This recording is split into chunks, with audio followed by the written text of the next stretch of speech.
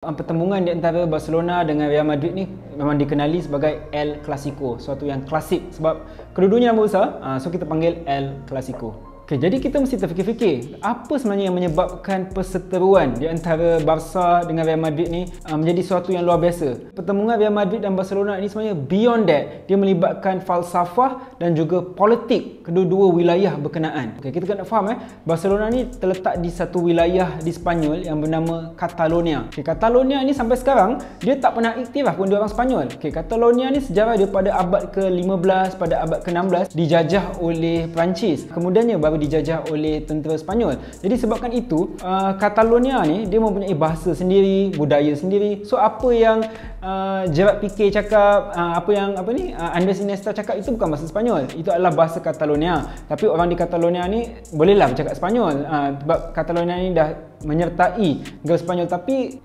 sentimen terhadap Catalonia tu ada. Pertemuan ni bermula pada tahun 1939 apabila Sepanyol pada ketika itu telah pun diperintah oleh seorang diktator yang bernama Francisco Franco. Okay, Francisco Franco ni adalah diktator lah. Dia telah menumbangkan sistem monarki di Sepanyol pada ketika itu dan beliau take over sebagai seorang diktator, pemimpin. Real Madrid pertama ada beberapa isu yang menyebabkan kenapa Franco ni menjadi punca perseteruan di antara Barca dan juga Real Madrid. Pertama, kerana Franco ini adalah penyokong Real Madrid dan beliau mempunyai satu rejim pemerintahan yang semuanya perlu berkiblatkan ke Madrid. Jadi pusat pemerintahan, pusat ekonomi dan juga dia nak jadikan pusat sukan iaitu bola sepak dalam kes ini sebab mesti berpangkalan di Real Madrid. Pada ketika itu Presiden Barcelona iaitu Josep Sunyol telah pun ditangkap tanpa bicara.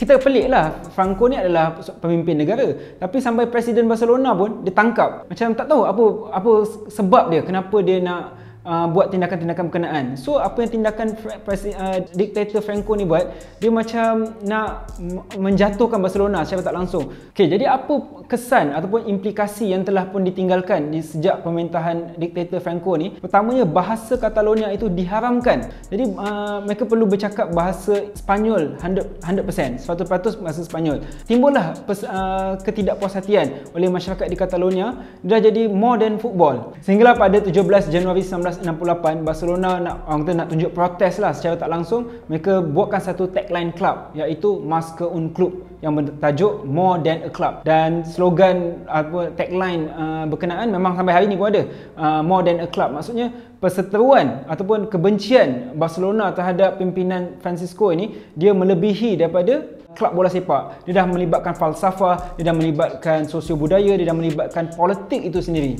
Jadi di bawah Franco ni media-media memainkan satu sentimen kepada rakyat Sepanyol bahawa Barcelona ni adalah klub yang rebellious, klub yang memberontak daripada Sepanyol. Jadi dah timbul kebencian. Orang Sepanyol yang lain ni pun, yang bukan di kota Madrid saja, di kawasan-kawasan Sepanyol yang lain dah mula macam ada sentimen kebencian terhadap masyarakat Barcelona ni. Faktor itulah yang sebenarnya menyebabkan kenapa nama El Clasico ni menjadi satu ikon ataupun satu yang sangat klasik. Sebabkan mereka bukan berseteru di atas padang bola semata-mata, tapi ini melibatkan falsafah, melibatkan sosio budaya dan sebagainya. Jadi dia pertemuan Barca Real Madrid ni menjadi semakin hangat pada tahun 1999 dan 2000 apabila kapten Barcelona pada ketika itu iaitu Luis Figo, yang Luis Figo pada ketika itu dah jadi macam ikon Barcelona. Okay, lihat, Luis Figo ni berasal daripada Portugal dan dia pun dah cakap dia memang akan mati demi Barca macam tu semua.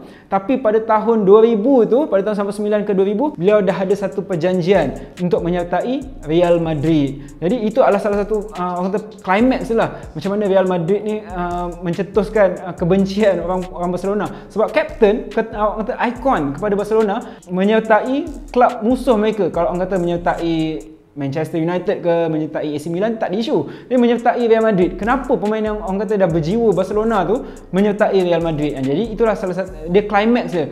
Sampaikan apabila Luis Figo dah main dengan Real Madrid, datang ke Nou Camp untuk lawan dengan Barcelona, sampaikan penyokong-penyokong ada baling kepala babi pun ada.